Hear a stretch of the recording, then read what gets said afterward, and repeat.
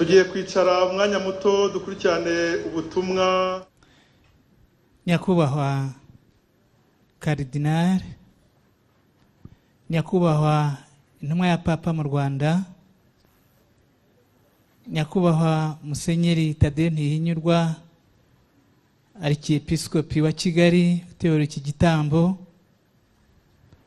banyakubahwa bepiskopi, banyakubahwa abayobozi b'inzego nkuru za leta, basaseredoti, bihaye Imana, bakristo bavandimwe, bashite inshuti za Kiliziya Gatolika mu Rwanda, mbifurije mwese ikaze kuri aka gasozi ka Kabgayi.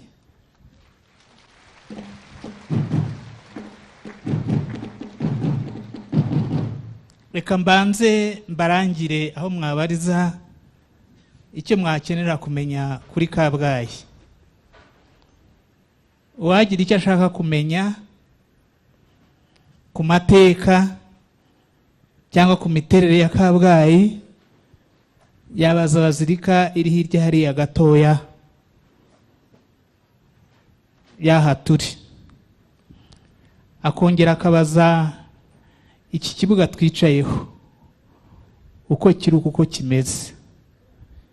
Ibyo bintu byombi biza amateka ya Kabgayi. Habereye byinshi kandi byiza mu biranga Kiliziya Gatolika mu Rwanda. Muri ibyo rero ku buryo bwihariye harimo ubusaseredoti. Ese nk'uwabaza abana, abasore n'inkumi, akabaza abubatse, akabaza abasaza n'abakecuru, ati padiri ni iki, umuzi ute, ni muntu ki, watungurwa n'ibisubizo bitandukanye baguha. Buri wese yakugaragariza uruhande rwe rw'uko azi umupadiri. Reka mvuge nka wa musizi wasiguriraga umwami, amaze kumuvuga ibigwi, ageza aho agira ati mwami uri icyo ntazi. Ntiyamutukaga, mu buhanga bwe bwa gisizi yamuvugaga udashyikirwa. None rero nanjye mbabwire ngo padiri uri icyo ntazi. Umenywa n'Imana yagutoye, ukamenywa n'umutima wawe uko bwije nuko bukeye. Ubu rero twizihiza umwaka ku wundi yubile y'imyaka 100.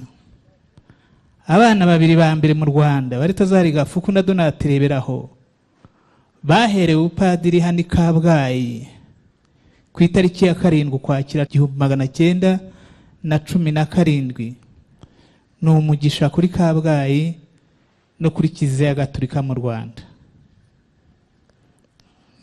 Uyu munsi twizihiza wabanjijwe n'iyindi myinshi y'itangwa ry'ubupadiri, ubwepiskopi n'ubudiyakoni. Ariko iyi tariki ya 7 Ukwakira 1917, itariki ya 2 Kamena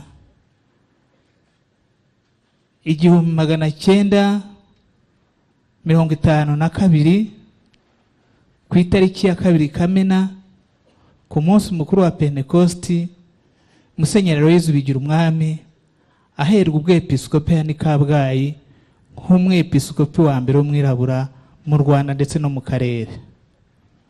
Itariki ya 25 Werurwe, Musenyeri Aloyizi Bigirumwami aho ubwepiskopi Werurwe 1956, Musenyeri Aloyizi Bigirumwami aha perode ubwepiskopi hano i Kabgayi. Byari ibirori.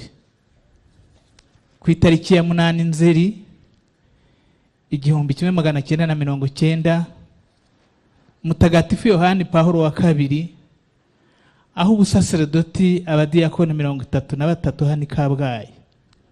Nabyo byari ibirori bihimbaje.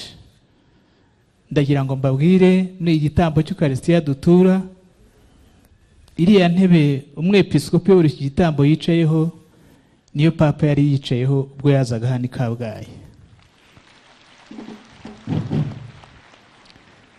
Ikindi,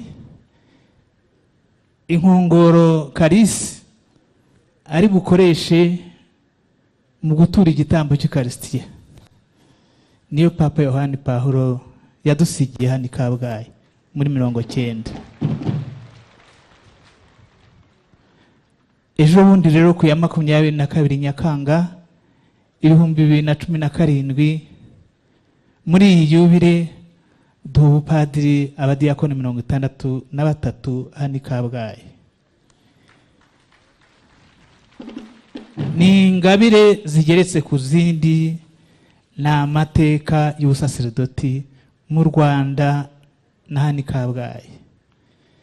Niyo mpamvu inama y'abepiskopi mu Rwanda yahisemo gutura iki gitambo hano i Kabgayi, igahitamo na misa Yezu Kristu umusaserdoti mukuru w'iteka. Turimo rero gusoza urugendo rwa yubile y'imyaka 100 twakoze mu gihe cy'imyaka 2.